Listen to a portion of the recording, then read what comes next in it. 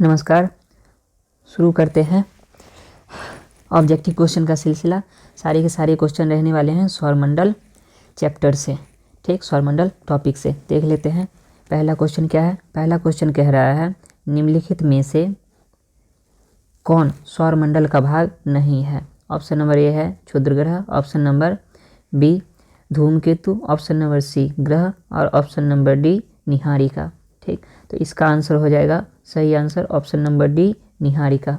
निहारिका जिसको अंग्रेजी में नेबुला कहते हैं, वो सौरमंडल का भाग नहीं है। आगे बढ़ जाते हैं क्वेश्चन नंबर 2 की तरफ। क्वेश्चन नंबर 2 कह रहा है यह किसने सर्वप्रथम प्रतिपादित किया कि सूर्य हमारे सौरमंडल का केंद्र है और पृथ्वी उसकी परिक्रमा करती है? ऑप्शन नंबर ए है न्यूटन, ऑप्शन नंबर बी है Galileo, option number C Panini और ऑप्शन नंबर डी है कोपरनिकस। ठीक, तो इसका सही आंसर हो जाएगा ऑप्शन नंबर डी कोपरनिकस। आगे बढ़ जाते हैं क्वेश्चन नंबर 3। क्वेश्चन नंबर 3 में कह रहा है हमारे सौर परिवार के संदर्भ में निम्नलिखित में से कौन सा कथन सही है? ठीक, ऑप्शन नंबर ए कह रहा है हमारे सौर परिवार के सभी ग्रहों में पृथ्वी सबसे सघनतम है। ऑप्शन नंबर बी है पृथ्वी के संगठन में मुख्य तत्व सिलिकॉन है। ऑप्शन नंबर सी है सूर्य में सौर परिवार के द्रव्यमान का 75% क्या है? अंतर्विष्ट है। और ऑप्शन नंबर डी है सूर्य का व्यास पृथ्वी के व्यास का लगभग 190 गुना है। देख लेते हैं option number A. Option number A है कि हमारे सौर परिवार के सभी ग्रहों में पृथ्वी क्या है? सघनतम है। बिल्कुल सही है। बाकी ऑप्शन भी देख लेते हैं। ऑप्शन नंबर बी में था कि पृथ्वी के संगठन में मुख्य तत्व सिलिकॉन है, तो ये गलत है, क्योंकि पृथ्वी के संगठन में जो मुख्य तत्व है वो है लोहा। ठीक, उसके बाद है ऑक्सीजन और उसके बाद है सिलिकॉन।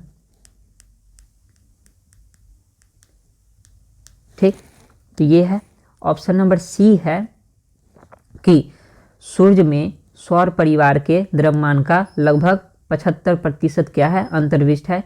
ये भी ऑप्शन क्या है? गलत है। ये भी ऑप्शन गलत है। तो कितना प्रतिशत है? तो 99.08% या 99.8% क्या है? अंतर्विष्ट है। यानी जो सौर परिवार में सूर्य का द्रव्यमान जो है पूरे सौर परिवार का कितना है? 99.8% है। आगे है ऑप्शन नंबर डी क्या था कि सूर्य का व्यास पृथ्वी के व्यास का 190 गुना है, तो ये भी क्या है? गलत है। 190 गुना नहीं है, 109 गुना है।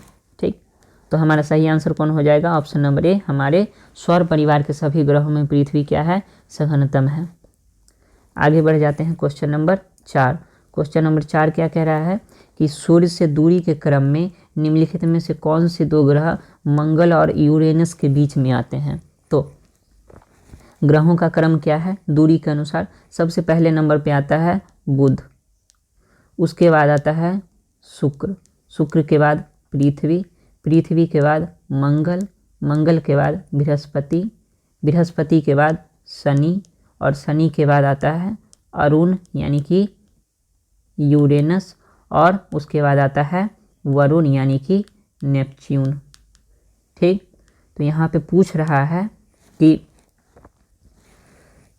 मंगल और यूरेनस के बीच में कौन से दो ग्रह आते हैं? तो ये रहा मंगल और ये रहा यूरेनस, तो इसके बीच में आ रहा है कौन? बृहस्पति और शनि। तो ऑप्शन नंबर ए है पृथ्वी और शनि, नहीं होगा। ऑप्शन नंबर बी है बृहस्पति और शनि, तो ऑप्शन नंबर बी हमारा क्या हो जाएगा? बिल्कुल सही आंसर हो जाएगा। आगे बढ़ जाते हैं क्वेश्चन नंबर 5 की तरफ। क्वेश्चन नंबर 5 क्या है? ग्रहों के बारे में निम्न में से क्या सत्य है? सही कथन को चुनना है। ठीक, पहला क्या है? ऑप्शन नंबर ए, ये प्रकाशहीन होते हैं किंतु चमकते नहीं हैं। उसके बाद है कि ये अप्रकाशवान होते हैं और चमकते हैं, अप्रकाशवान होते हुए भी चमकते हैं। उसके बाद ऑप्शन नंबर सी है ये प्रकाशवान होते हैं किंतु चमकते नहीं हैं। उसके बाद है ये प्रकाशवान भी हैं और चमकते भी हैं। तो ग्रह के पास तो अपना प्रकाश नहीं होता है, तो ये दोनों ऑप्शन तो कट ही जाएगा। उसके बाद क्या है कि ये ऑप्शन नंबर ए क्या है, प्रकाशहीन होते हैं किंतु चमकते नहीं है, तो चमकते नहीं है ये भी कथन क्या है, गलत है। अप्रकाशवान हैं लेकिन फिर भी क्या है, चमकते हैं। तो ऑप्शन नंबर बी हमारा क्या हो जाएगा, बिल्कुल सही आंसर हो जाएगा। आगे बढ़ जाएं। क्वेश्चन नंबर 6 में दो सूची दिया गया है, उसको मिलान करना है। सूची 1 और सूची 2 का मिलान करना है। सूची 1 में जो है विशेष लक्षण दिए गए हैं और सूची बी में क्या 2 में क्या दिया गया है, ग्रह के नाम दिए गए हैं। देख लेते हैं क्या क्या है और उसके बाद उसका मिलान हम लोग कर लेते हैं।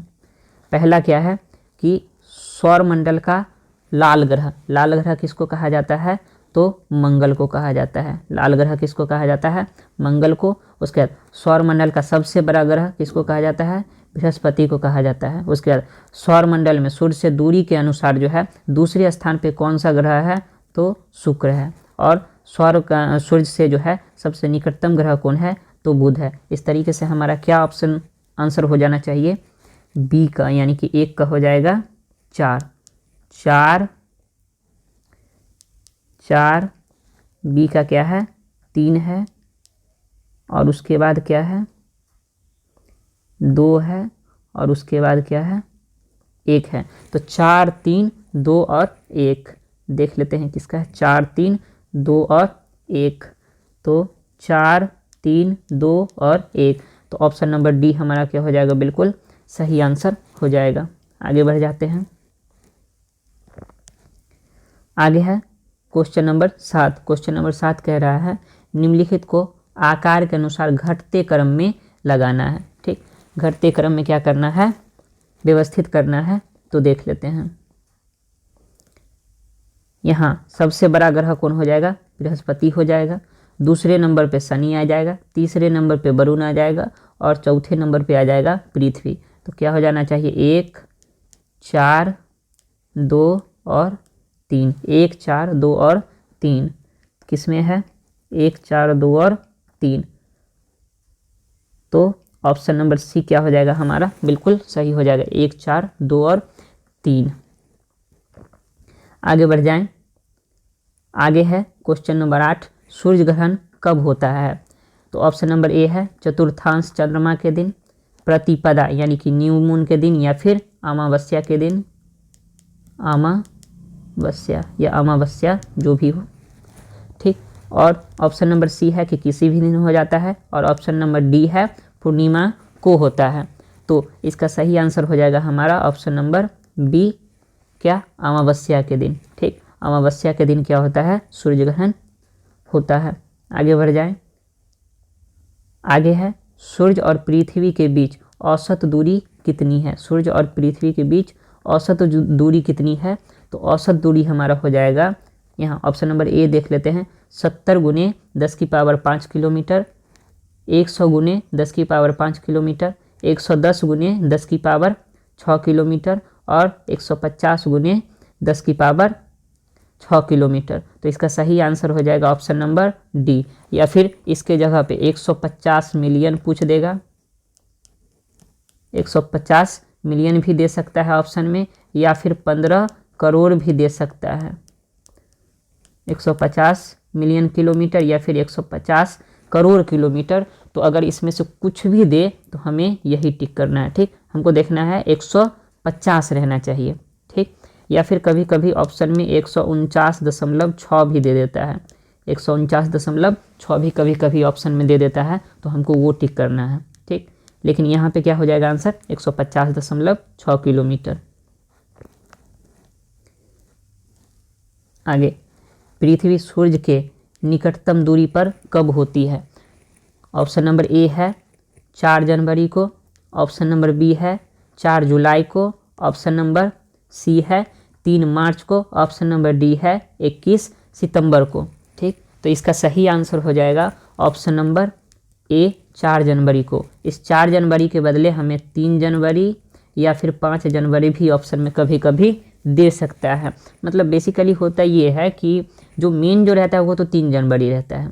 ठीक, 3 जनवरी अधिकतर ऑप्शन में हम लोगों को देखने को मिलता है, लेकिन कभी कभी 4 जनवरी या फिर 5 जनवरी भी दे देता है। यानी कि जनवरी के पहले सप्ताह में क्या होता है कि सूर्य से निकटतम दूरी होता है। ठीक, और इस सूर्य से निकटतम दूरी को हम लोग कहते हैं उपसौर। पृथ्वी का सूर्य से निकटतम दूरी की घटना को हम लोग क्या कहते हैं? उपसौर कहते हैं। और अधिकतम जो दूरी होता है उसको कहते हैं अपसौर,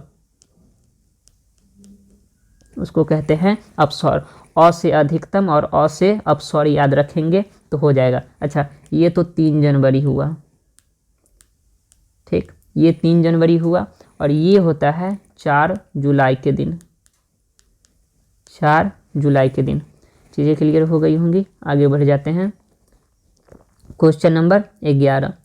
क्वेश्चन नंबर 11 क्या है कि निम्नलिखित ग्रह युग्मों में से कौन बिना उपग्रह के हैं? ऑप्शन नंबर ए है शुक्र और मंगल, ऑप्शन नंबर बी है बुध और मंगल, ऑप्शन नंबर सी है पृथ्वी और बृहस्पति, और ऑप्शन नंबर डी है बुध और शुक्र। तो यहाँ से मंगल के पास तो ग्रह है फोबोस और डीमोस, यहाँ भी मंगल के पास है तो ये दोनों ऑप्शन कट जाएगा। यहाँ पृथ्वी और बृहस्पति दोनों के पास है तो ये भी कट जाएगा, ठीक। तो बच गया क्या? बुध और शुक्र। तो बुध और शुक्र के पास एक भी उपग्रह नहीं है, एक भी उपग्रह नहीं है। तो हमारा सही आंसर क्या हो जाएगा? ऑप्शन नंबर डी, बुध और शुक्र। आगे बढ़ जाएं। क्वेश्चन नंबर 12, सौरमंडल का सर्वाधिक गर्म ग्रह कौन है? ऑप्शन नंबर ए है बुध, ऑप्शन नंबर बी है शुक्र, ऑप्शन नंबर सी है मंगल, और ऑप्शन नंबर डी है पृथ्वी, ठीक। तो इसका सही आंसर हो जाएगा ऑप्शन नंबर बी। ज़्यादातर लोग सोचते हैं कि चूँकि सूर्य से जो है सबसे नज़दीक बुध है तो इसको ज़्यादा गर्म होना चाहिए, लेकिन ज़्यादा गर्म कौन होता है? इसके बाद वाला शुक्र होता है। रीजन क्या होता है कि इसके जो है आवरण में क्या पाया जाता है? CO2। रीजन भी कभी कभी अगर पूछते क्वेश्चन में तो क्या करेंगे? CO2 के कारण जो है इसका क्या होता है? शुक्र जो है सबसे गर्म, सबसे ज़्यादा गर्म ग्रह है, क्योंकि इसके आवरण में क्या पाया जाता है? CO2 पाया जाता है। आगे बढ़ जाते हैं। आगे है क्वेश्चन नंबर 13। क्वेश्चन नंबर 13 क्या कह रहा है कि इवनिंग स्टार किसे कहा जाता है, यानी कि सांझ का तारा किसे कहा जाता है? सांझ का या शाम का तारा किसे कहा जाता है? ऑप्शन नंबर ए है मंगल को, option number B Brihaspati, option number C Shukra, option number D Shani. तो इसका सही आंसर हो जाएगा ऑप्शन नंबर सी शुक्र। शुक्र को सांझ का या फिर भोर का तारा भी कहा जाता है। साथ ही साथ इसको सबसे ज़्यादा चमकीला ग्रह भी कहा जाता है। चमकीला ग्रह भी यही है। और पृथ्वी की बहन भी शुक्र को ही कहा जाता है, क्योंकि आकार में क्या है? एकदम लगभग क्या है? पृथ्वी के समान ही है। तो पृथ्वी की क्या कहा जाता है? बहन कहा जाता है। सांझ का तारा, भोर का तारा, चमकीला ग्रह, सारा का सारा किसको कहा जाता है? शुक्र को कहा जाता है। आगे बढ़ जाएं। आगे है पृथ्वी की जुड़वा बहन कहे जाने वाले ग्रह का नाम है। Option number A Budh, option number B Shukra, option number C Mangal, और ऑप्शन नंबर डी क्या है? प्लूटो है। तो इसका सीधा सा सही आंसर क्या हो जाएगा? ऑप्शन नंबर बी शुक्र। आगे बढ़ जाएं। क्वेश्चन नंबर 15 है। क्वेश्चन नंबर 15 क्या है कि निम्नलिखित में से किसने सबसे पहले कहा था कि पृथ्वी गोलाकार है? ऑप्शन नंबर ए है अरस्तु, option number B Copernicus, option number C Ptolemy, और ऑप्शन नंबर डी स्ट्राबो। तो इसका सही आंसर हो जाएगा ऑप्शन नंबर ए, अरस्तु ने कहा था सबसे पहले कि पृथ्वी क्या है? गोलाकार है। आगे है क्वेश्चन नंबर 16।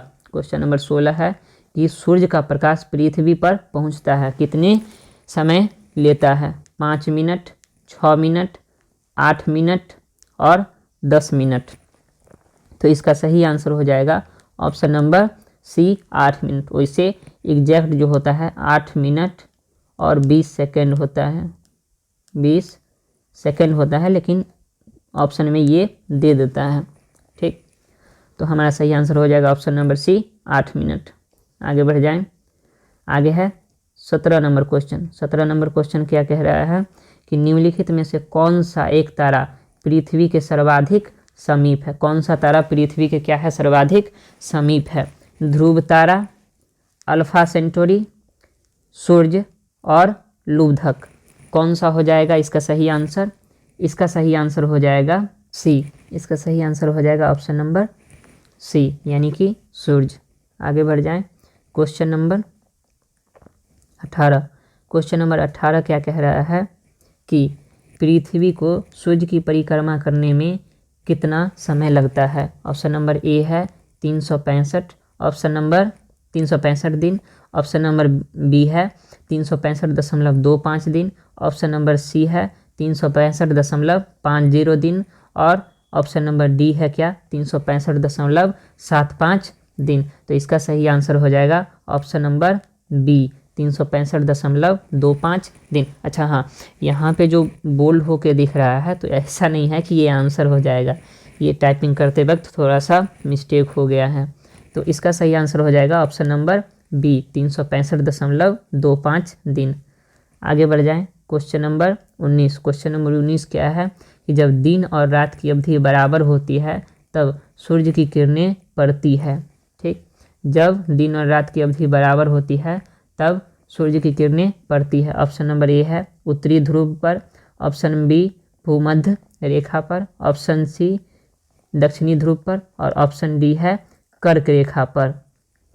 ठीक, तो इसका सही आंसर हो जाएगा ऑप्शन नंबर बी क्या हो जाएगा भूमध्य रेखा, या फिर इसके जगह पे विषुवत रेखा भी दे सकता है, विषुवत रेखा। ठीक, अच्छा अब अगर डेट पूछ ले कि किस दिन को दिन और रात की अवधि बराबर होती है तो 21 मार्च और 23 सितंबर, 21 मार्च और 23 सितंबर को क्या होती है दिन और रात की अवधि बराबर होती है। इसको कहते क्या हैं तो समदिवा रात्रि कहते हैं। इसके साथ साथ और क्वेश्चन क्या पूछ सकता है यहाँ पे कि सबसे बड़ा दिन उत्तरी गोलार्ध में किस दिन होता है। सबसे बड़ा दिन, तो सबसे बड़ा दिन होता है 21 जून को। ठीक, और सबसे छोटा दिन पूछ ले तो सबसे छोटा दिन तो 22 दिसंबर को, 22 दिसंबर को हो जाएगा सबसे छोटा दिन। ये है उत्तरी गोलार्ध में। दक्षिणी गोलार्ध में इसके ठीक विपरीत हो जाएगा। दक्षिणी गोलार्ध में सबसे बड़ा दिन 22 दिसंबर और सबसे छोटा दिन क्या हो जाएगा 21 जून। साथ ही साथ और क्या पूछ सकता है कि जब उत्तरी गोलार्ध में सबसे बड़ा दिन होता है, सबसे बड़ा दिन होता है उत्तरी गोलार्ध में, तब सूर्य की किरणें पड़ती है, तो वहाँ पे आंसर हो जाएगा हमारा क्या कर्क रेखा पे। और यही पूछ ले कि दक्षिणी गोलार्ध के संदर्भ में पूछ ले तब आ जाएगा मकर रेखा। तो ये सारी इतनी जानकारी थी इससे रिलेटेड। आगे बढ़ जाए, आगे है क्वेश्चन नंबर 20। विश्व पृथ्वी दिवस कब मनाया जाता है। विश्व पृथ्वी दिवस कब मनाया जाता है। ऑप्शन नंबर ए है 22 अप्रैल को, ऑप्शन नंबर बी है 22 मार्च को, ऑप्शन नंबर सी है 7 अप्रैल को और ऑप्शन नंबर डी है 7 मार्च को। तो इसका सही आंसर हो जाएगा ऑप्शन नंबर ए 22 अप्रैल को। आगे बढ़ जाएं, आगे है क्वेश्चन नंबर 21। क्वेश्चन नंबर 21 क्या है, किस ग्रह के चारों ओर वलय पाया जाता है। किस ग्रह के चारों ओर वलय पाया जाता है। ऑप्शन नंबर ए क्या है शनि, ऑप्शन नंबर बी मंगल, ऑप्शन नंबर सी बुध और ऑप्शन नंबर डी क्या है पृथ्वी। तो इसका सही आंसर क्या हो जाएगा ऑप्शन नंबर ए कि शनि के क्या होते हैं चारों ओर वलय पाए जाते हैं, या फिर इसको छल्ला भी कह सकता है। तो ऑप्शन में ये क्वेश्चन में ये भी आ सकता है कि किस ग्रह के चारों ओर छल्ले पाए जाते हैं। हमारा आंसर होगा क्या ऑप्शन नंबर ए शनि सही हो जाएगा इसका, और उसका बस शनि ही देना है दोनों क्वेश्चन का आंसर। आगे है कि टाइटन सबसे बड़ा चंद्रमा या उपग्रह। यहाँ पे उपग्रह को चंद्रमा भी कहते हैं, इतना ध्यान रखना है। ठीक, तो टाइटन जो है वो सबसे बड़ा क्या है उपग्रह है। तो ये जो उपग्रह है किस ग्रह का है। ठीक, तो पहला है मंगल का उपग्रह है, या फिर शुक्र का उपग्रह है, या फिर बृहस्पति का उपग्रह है, या फिर शनि का उपग्रह है। तो इसका सही आंसर हो जाएगा ऑप्शन नंबर डी शनि का उपग्रह है। ठीक, टाइटन जो उपग्रह है वो किसका है शनि का उपग्रह है। आगे बढ़ते हैं क्वेश्चन नंबर 23। क्वेश्चन नंबर 23 क्या है कि कौन सी परिस्थिति में चंद्र ग्रहण होता है। ऑप्शन नंबर ए है अर्धचंद्र के दिन, ऑप्शन नंबर बी नवचंद्र के दिन और ऑप्शन नंबर सी है पूर्ण चंद्र के दिन और ऑप्शन नंबर डी है उपयुक्त में से कोई नहीं। तो इसका सही आंसर हो जाएगा पूर्ण चंद्र के दिन या फिर पूर्णिमा के दिन, जो भी कह ले वो हो जाएगा। ठीक, ऑप्शन नंबर सी इसका क्या हो जाएगा सही आंसर। आगे बढ़ जाएं। क्वेश्चन नंबर क्या है 24। क्वेश्चन नंबर 24 क्या कह रहा है, लाखों आकाश गंगाएं मिलकर किसका निर्माण करती है। लाखों आकाश गंगाएं मिलकर किसका निर्माण करती है। ऑप्शन नंबर ए है नक्षत्र मंडल, ऑप्शन नंबर बी ब्रह्मांड का, ऑप्शन नंबर सी है सौर मंडल का, और ऑप्शन नंबर डी है इनमें से कोई नहीं। तो आकाश गंगा मिलकर के ब्रह्मांड का निर्माण करते हैं, तो ऑप्शन नंबर बी क्या हो जाएगा बिल्कुल सही हो जाएगा। आगे बढ़ जाएं क्वेश्चन नंबर 25 पे। क्वेश्चन नंबर 25 क्या कह रहा है कि मुख्य ग्रहों के अतिरिक्त अनेक छोटे छोटे पिंड सूर्य के चारों ओर चक्कर लगाते हैं, इन्हें क्या कहते हैं। ऑप्शन नंबर ए है उल्का पिंड, ऑप्शन नंबर बी है क्षुद्र ग्रह, ऑप्शन नंबर सी है निहारिका, और ऑप्शन नंबर डी है मंदाकिनी। तो इसका सही आंसर हो जाएगा ऑप्शन नंबर बी क्षुद्र ग्रह। ठीक, ऑप्शन नंबर बी क्या हो जाएगा क्षुद्र ग्रह। अच्छा, यहाँ से एक और क्वेश्चन आ सकता है क्षुद्र ग्रह के संदर्भ में कि क्षुद्र ग्रह जो है किन दो ग्रह के कक्षाओं के बीच पाए जाते हैं, किन दो ग्रहों के कक्षाओं के बीच पाए जाते हैं। तो ये पाए जाते हैं मंगल और बृहस्पति, मंगल और बृहस्पति के बीच में पाए जाते हैं क्षुद्र ग्रह। आगे बढ़ जाएं। क्वेश्चन नंबर क्या है 26। शुक्र ग्रह सूर्य के चारों ओर एक परिक्रमा पूरा करने में कितने दिनों का समय लेता है। ठीक, कितने दिन में एक परिक्रमा कर लेता है। ऑप्शन नंबर ए है 365 दिन, ऑप्शन नंबर बी है 255 दिन, ऑप्शन नंबर सी है 687 दिन, और ऑप्शन नंबर डी है क्या इनमें से कोई नहीं। तो इसका सही आंसर हो जाएगा 255 दिन। ऑप्शन नंबर बी इसका हो जाएगा बिल्कुल सही आंसर। आगे बढ़ जाएं।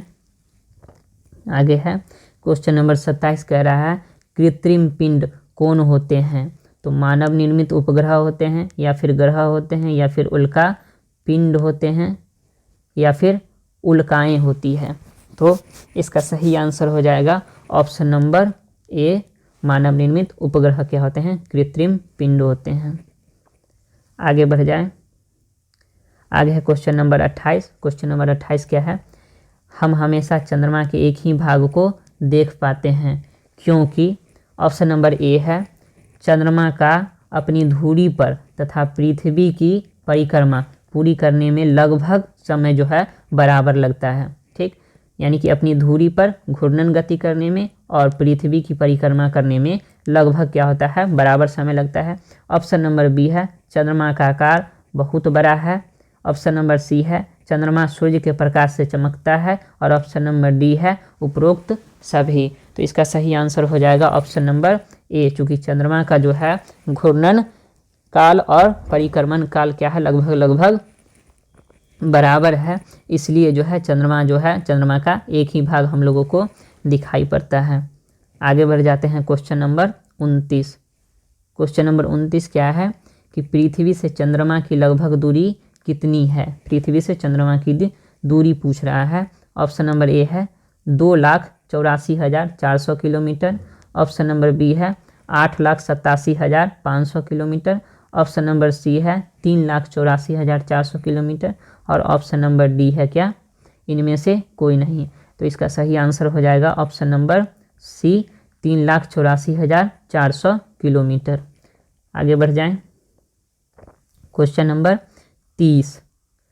लाखों तारों का समूह क्या कहलाता है।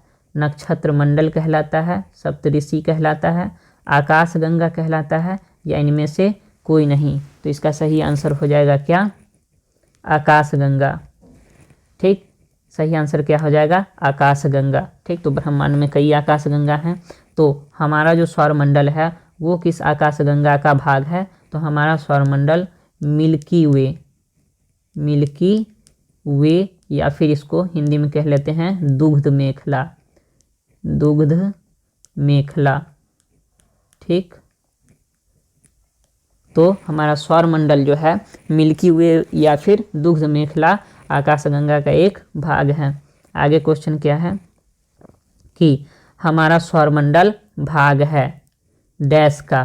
ठीक, पहला क्या है, नक्षत्र मंडल का, ग्लोब का, मिल्की वे का, और ऑप्शन नंबर डी क्या है, इनमें से कोई नहीं। तो नक्षत्र मंडल तो सौरमंडल का ही भाग है और ग्लोब तो पृथ्वी का प्रतिरूप है, तो ये दोनों तो नहीं होगा।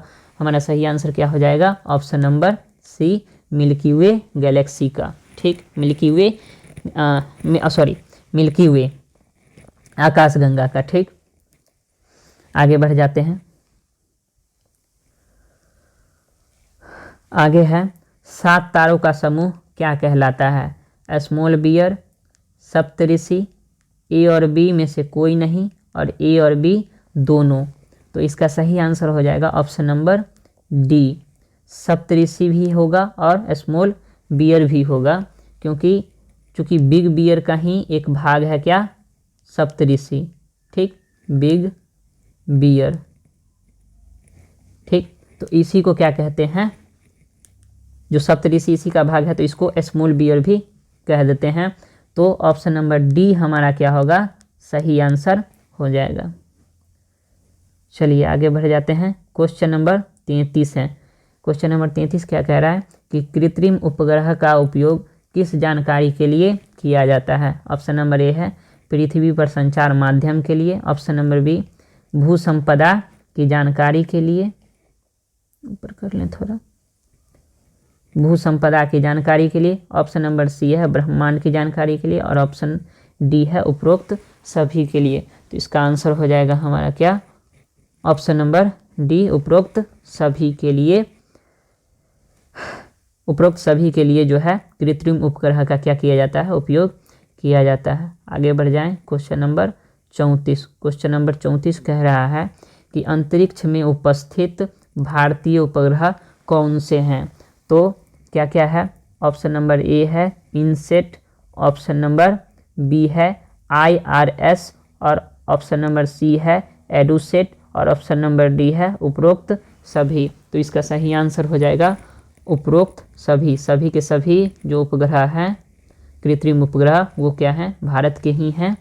ठीक, तो इसलिए अंतरिक्ष में उपस्थित भारतीय उपग्रह में क्या आ जाएंगे, तीनों आ जाएंगे, इसलिए हमारा ऑप्शन नंबर डी क्या हो जाएगा, सही हो जाएगा। आगे बढ़ जाते हैं। Question number 35। क्वेश्चन नंबर 35 क्या है, जिस सुई के ऊपर ग्लोब घूमता है उसे क्या कहते हैं। रेखा चित्र, मानचित्र, अक्ष या फिर देशांतर।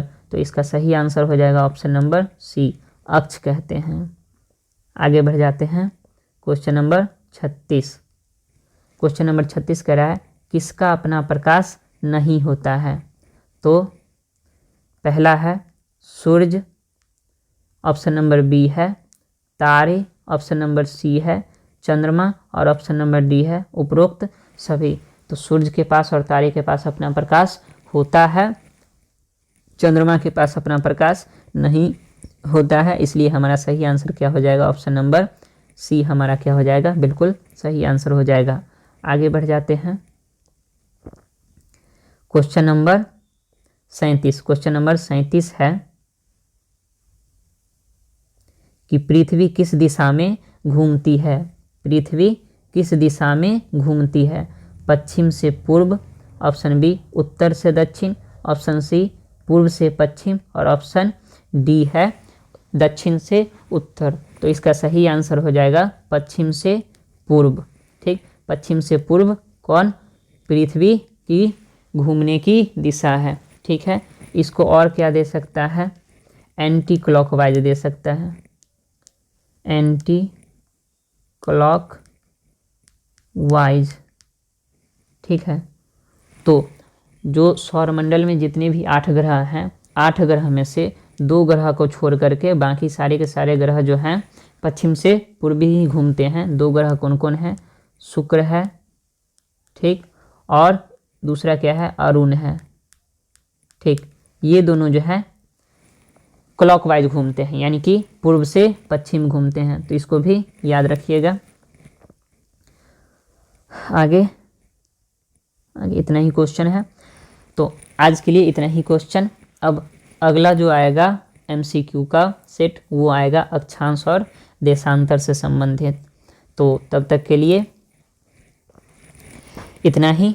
बाकी आपको क्लास कैसा लगा ज़रूर बतलाइएगा कमेंट में। बाकी जो भी है अगर पसंद आ रहा हो तो लाइक शेयर सब्सक्राइब कर सकते हैं। तब तक के लिए धन्यवाद।